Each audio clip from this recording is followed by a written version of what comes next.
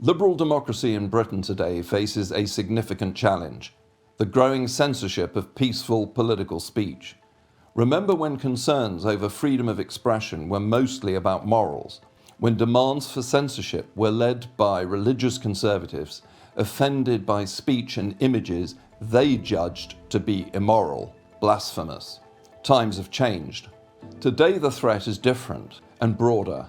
Enter the culture control left. The culture control left's core belief is that language can constitute a form of coercive power. It is said to shape society and can either uplift or marginalize certain groups. For the new left, language isn't just words, it's a weapon. This has led to them redefining harm, making way for concepts like safe spaces. The consummate example is so-called hate speech. The culture control left uses this concept to challenge and sometimes cancel those with differing viewpoints, pushing for more state regulation of peaceful expression. Take this quote from the Labour MP Nadia Whittome referring to the question of transgenderism. Quote, "We must not fetishize debate as though debate is itself an innocuous, neutral act. The very act of debate is an effective rollback of assumed equality and a foot in the door for doubt and hatred," unquote.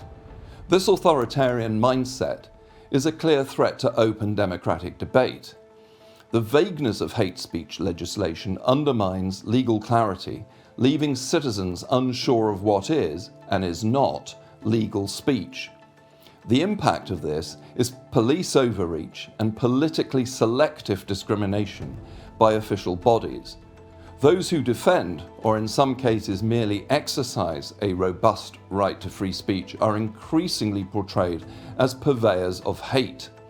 Prominent figures, like Kathleen Stock and Germaine Greer, have suffered this fate, simply for expressing their views on gender identity. Accusing someone of so-called hate speech today feels eerily similar to charges of blasphemy throughout history.